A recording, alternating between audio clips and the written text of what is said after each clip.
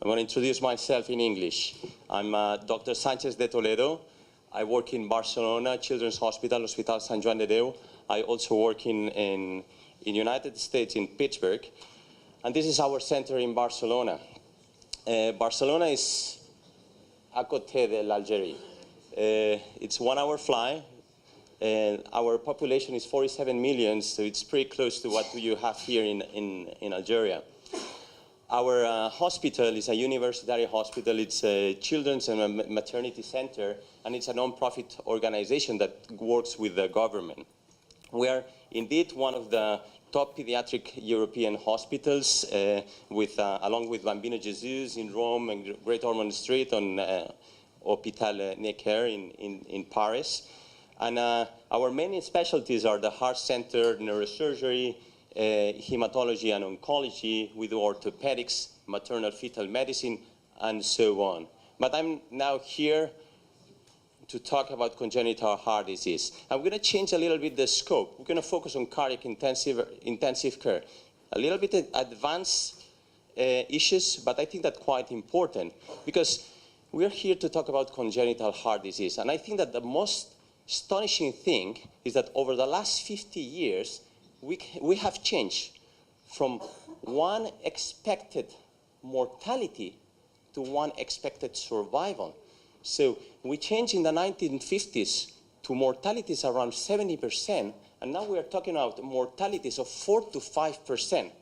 So our children that our surgeons operate, survive, and that's very important. So those are statistics from the societies, 4 to 5% of mortality, overall mortality. Why is that? Of course, mortality depends on several factors. The most important one is the complexity. It's not the same to operate an auricular septal defect than do a Norwood operation. Second important thing, the surgeon. It's not the same to have Dr. Leo as a surgeon as another one. So we know that there's a human factor. And then the volume. We know that centers with great volume, big volume, play with advantage. And this is a graph that proves that. Those centers that have, do you have a pointer that I can use? I think that Professor Liu, do you have the pointer? No? Okay. So centers with a big volume have greater survival. But that doesn't mean that those centers with lower volume can achieve also survival. So remember, Barcelona is here, very close. We have 47 million people, and we live in Catalonia, which is a region that has 7 million. We have 2 centers. We have low birth rate and a big screening program. So our congenital heart disease population is quite minimal. But despite that, we have been able to achieve very low mortalities. So 4.8% is the mortality reported by the European Society. Our center has below 2 consistently over the last years. And why is that? It's not because of the volume, because we have low volume, we have the same surgeon, but what we have is a very good preoperative and postoperative care. And I think that that's very important, because it's not all about mortality, it's about how those patients survive. So mortality is not a matter anymore. It's how good those patients will survive. Because as Dr. Leo was saying, our patients survive through adulthood. 85% of our patients will get to be adults. So we have to care about the residual lesions. We have to care about the incidence of heart failure. We have to care about their neurological development. And we have to care about their quality of life.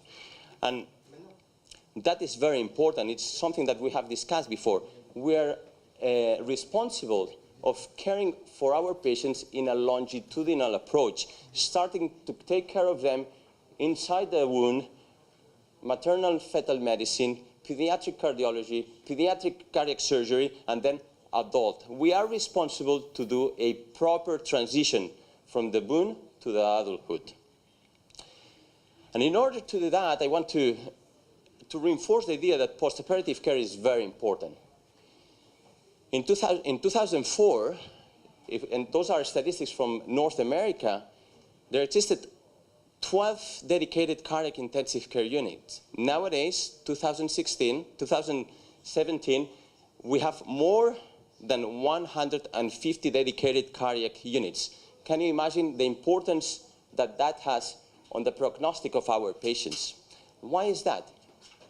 That's important because it's not all about survival morbidity, but also cost. We know that dedicated teams improve length of stay, improve survival, but decrease length of stay of the hospital, decrease morbidity, and also decrease cost. And we've proven that we decrease pharmacy cost, ICU cost, and overall cost dedicated to congenital heart disease. Because I like to put the example of a cardiac intensive care. So our patients are racing cars. Our surgeons fixed the engine, and we have to care about the rest. But the way we change the wheels is very important. So if we don't measure our forces, we make mistakes. And what we want to do is change wheels in a proper way. Look at this example. Those teams changing wheels. Those guys are organized, everything works perfectly. That's what we are aiming for. 5 seconds, changing wheels, no complications. We want to use our resources in a proper manner. And indeed, this is an example. This is not a random example. Martin Elliott, a great surgeon, great hormone street, has used aviation and Formula One racing models to improve our management in the post-operative care. So this is not a random example. We have many, many advances in cardiac intensive care unit. The majority of them are out of the scope of this talk. We're going to focus on a couple of them: new pharmacological agents, the revolution of the bedside ultrasound, monitoring techniques, new devices. But probably, if we have to pick some new advances in the pharmacological setting, I will pick this one: new inotrope drugs. Milrinone. In 2003, that paper came in circulation. And it was saying, if you guys use Milrinone in your post-operative period, you will improve low cardiac output in a dramatic manner. So remember this graph. All our patients, when they come back from the post-operative period, they face a low cardiac output syndrome. If we put Milrinone or other drugs such as levosimendan, we change the course dramatically of these patients. So we can improve outcomes in the post-operative period. Other things, imaging. We have improving echocardiography. We now have machines that are available at the bedside, the small machines that can look outside the heart, not just the heart, but also the lungs, the brain, the belly. And also we have new techniques such as MRI, CT scan. But this is outside of the scope of this talk because later on we have a talk dedicated to imaging. Other important thing, how do we monitor our critical patients? We have invasive monitors that give us information about cardiac output. We know how to measure central venous saturation, and we have also non-invasive monitors such as the NIRS. This is brain oxygenation, a technique that measures tissue oxygenation inside the brain. So this is an eventful surgery. We place the monitors in the head. We monitor how the brain is being oxygenated throughout the case, and we see that there is no change, plateau, steady. What happens when we do complex surgeries? This is a biventricular repair, cardiopulmonary bypass, and circulatory arrest. All of a sudden, we put the patient in circulatory arrest, and brain oxygenation goes down, dramatically down. The brain suffers.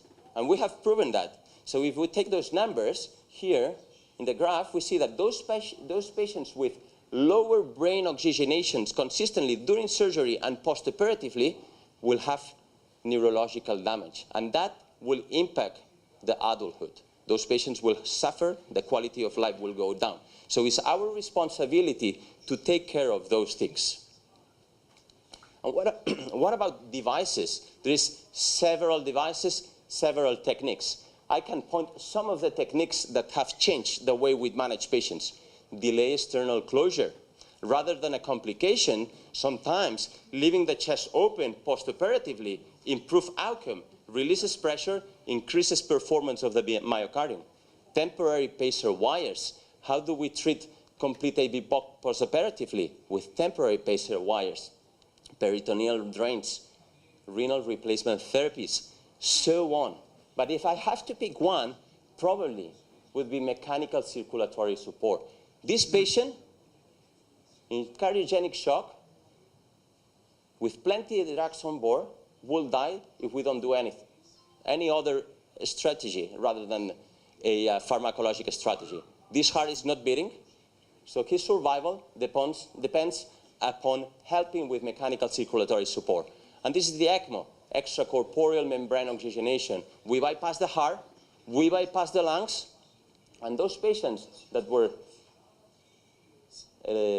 dying, now they are still alive. And we have the capability nowadays that if your heart is not working, they can go to a transplant program. But before transplant, we can also assist the heart. So this is ECMO cannulas on a patient in an ICU, and this is a ventricular assist device. So the problem is that we are taking care of patients that are pediatrics, and the industry is not interested in pediatrics. So the devices that we have are adult devices that are applied to children. But now, academia, science, Dr. Lee is working on that. We've been able to reduce the size of these devices, going from big devices to minimal devices. This is a device that we have developed previously in Pittsburgh. Dr. Lee has something similar. It's the size of a AA battery, and it allows us to put patients that otherwise will be dying walking around the streets. So this is a patient with an implanted device in the cardiology ward that is able to run with his artificial heart while he's waiting for a heart transplantation. So that's probably too much because our reality is different. And the reality is that we don't have enough specialized staff and we have limited access to the current technology. We live in an inequity world. World wealth is inequity. But it's not inequity between Africa and Europe. It's also inequity inside countries. Remember, the same graph, the same world inequity graph applies for US. The same discrepancy exists in developed countries. So it's a matter that it's a problem that faces the world. It's not just the developing countries. And do we have the power to change it? Telemedicine. Telemedicine is the act of delivery and reception of medical health service at a distance.